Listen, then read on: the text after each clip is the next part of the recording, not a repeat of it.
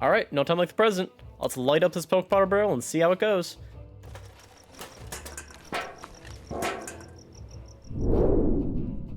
Welcome back to me attempting to solo Baldur's Gate. So far it has been painful. I'm playing with no companions, no hirelings, all I can use is myself. If you missed the last video, I took out Priestess Gut, the first one of the leaders from the goblin camp I was able to take care of. Today, I'm hoping to take down Minthara. But before I go anywhere, I realized last time I was so excited I killed Priestess Gut, I just immediately shut off my computer. I didn't actually loot her, I started walking away, so I went back and picked up the loot from her. I suspect this talisman on her that has the spell of aid on it might come in handy in the future for a quick boost of health. Now, before I take down Minthara, I want to see if I can manage to get to level 4 first. So I think I'm going to do a quick run of some of the areas I skipped before when I was too low level to take them on and try to go knock them out now for the EXP.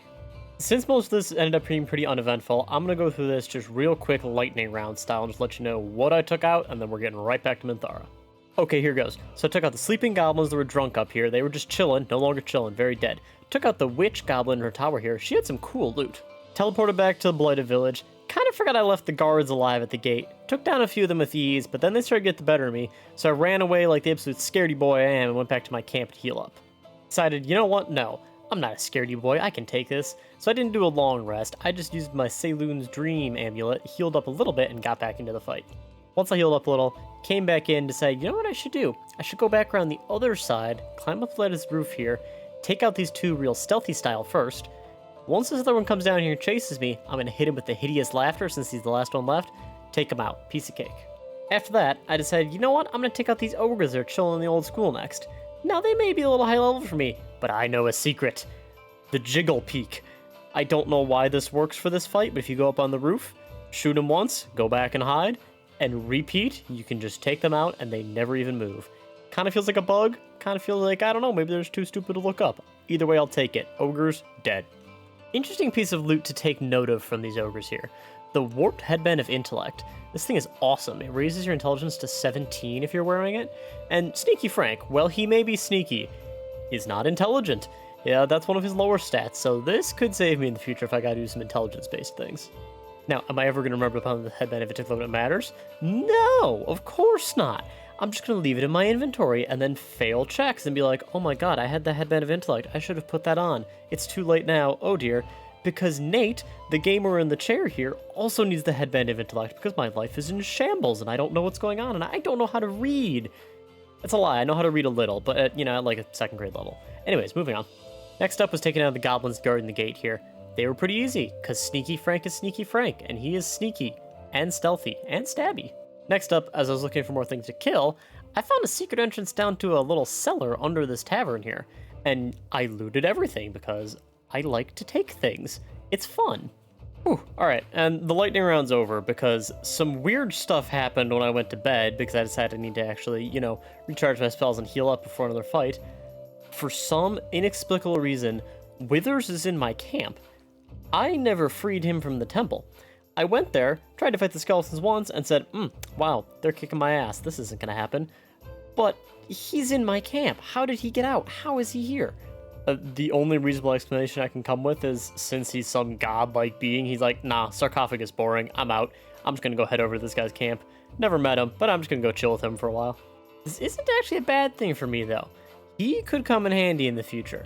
I may want to end up changing my class at some point. If I run into a situation that I can't beat as just the rogue, I'm kind of thinking maybe moving some levels around will be to my benefit. And of course, I can't get a lick of sleep without the astral worm woman coming back to tell me to put more worms in my head, so I had to talk to her. She told me that if I'm able to find the source of this power, that it'll be able to free both of us, but that still confuses me because she told me to put more worms in my head, so if I'm putting more worms in my head, how does that make no worms in my head? I'm no mathematologist, but more worms does not equal no worms. I've got my eyes on her still. So I teleported back over by the church here to take out all those enemies that I left in the last room of the old church right in the starting area. And I found Gale here again, and I thought, you know what? Since I'm not going to have him join my party, I should pickpocket him. It turns out he had literally nothing of use. But, the attempt was made to do more thievery, so I'm happy. Now, this fight with the bandits in the church has no right being this hard. And by that, I mean, it's meant for a party, and I'm not a party, I'm just Sneaky Frank, so it was much more difficult than I thought it was going to be. Now, I took out the first two in the hallway in a previous episode much earlier on. The ones in the back room, what I ended up doing was I activated the back room and started making my way back towards the front door I came in and doing damage along the way. But my final goal here was to get back to the front door, because once I went out the front door, outside, and then came back in, they had reset back to where they originally were in their room. And that means they didn't think I was there. Does it make sense? No. But what I did was stealthed into the room and then took them out one by one with sneak attacks. Alright, with all that taken care of, I unfortunately didn't get to level 4, and I'm not even that close. So I'm heading back to the Goblin Temple, and I'm going to try to take out Minthara. But on my way, I stopped at the trader here and picked up the gloves of archery he had, because this might help me out later when I'm trying to stealth around and take people out with the sneak attack, since they give bonus damage to my attacks when I'm using a bow. I'm going to need every environmental advantage I can get in this fight to do some extra damage, so I did a quick lap around the outside to try to find either smoke powder barrels or fire wine barrels. I found this one fire wine barrel that was probably supposed to be to kill the sleeping goblins, but I just stabbed them, so I took that with me, but unfortunately nothing else out here useful.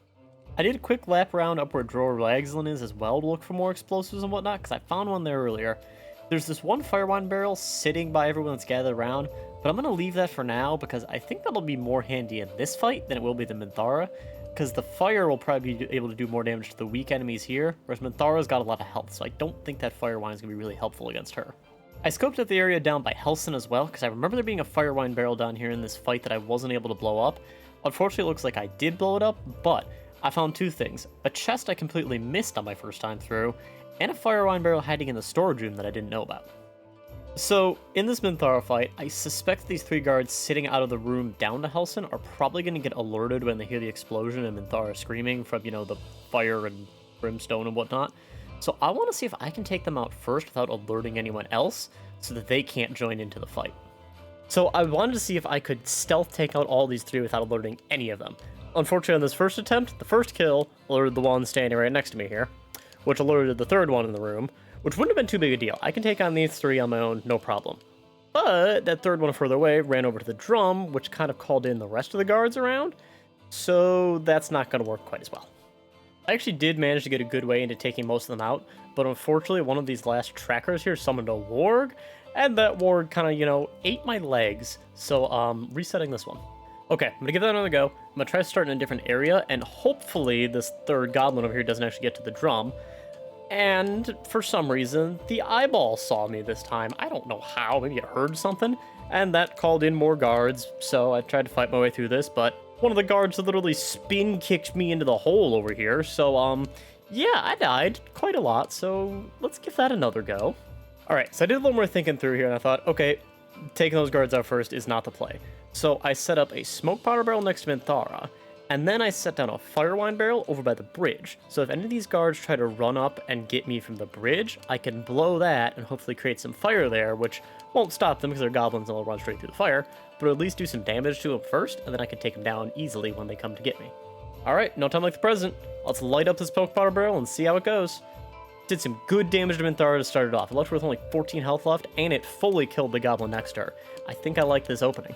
Okay, so my first thought was I should take out this weird eyeball thing looking at me and keep it from calling in more guards, but unfortunately, Minthara used Hold Person on me, and when you're playing solo and you have no one else to help out, Hold Person is brutal, because I literally just can't do anything, and all of the enemies get another entire turn.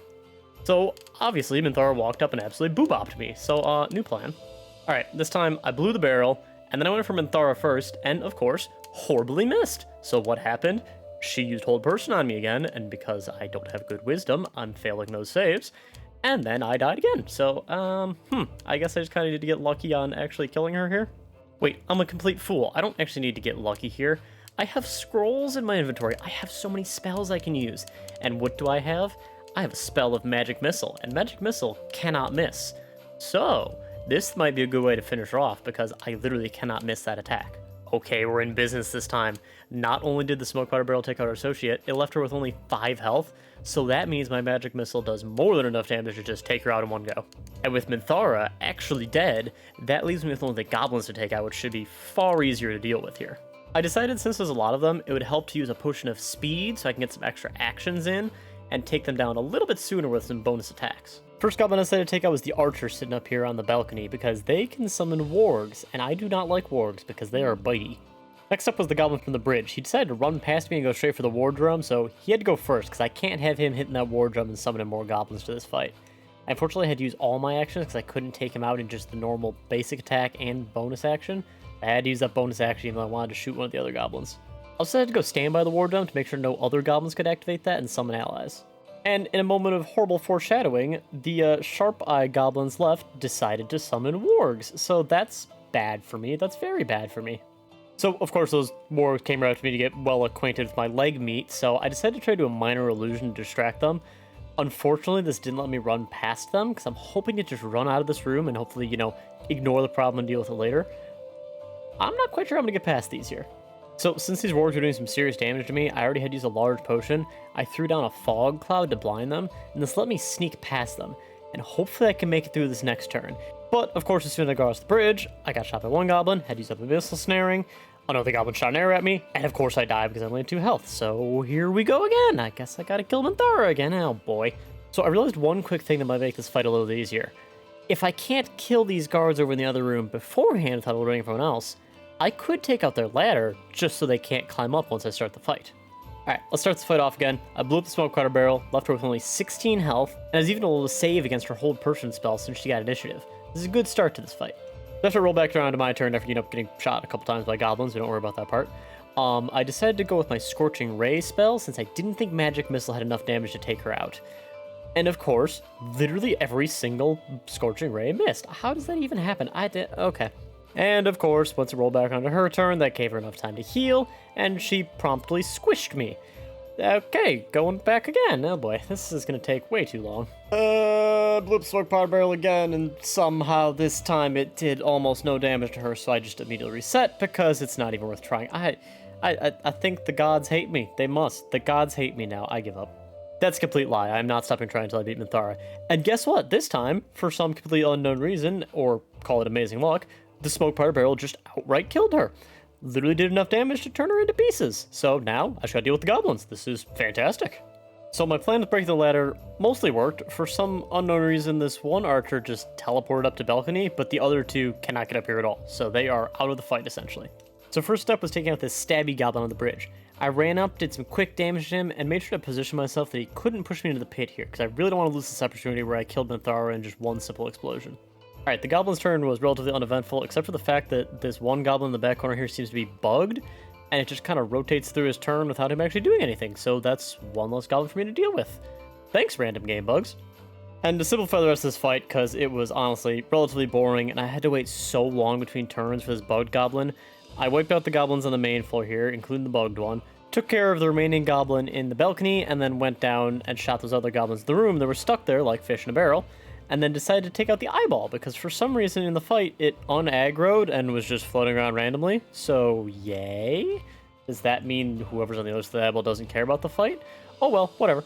So I quick looted up everyone in the room, including Minthara here, and now feels like a good time as I end the video.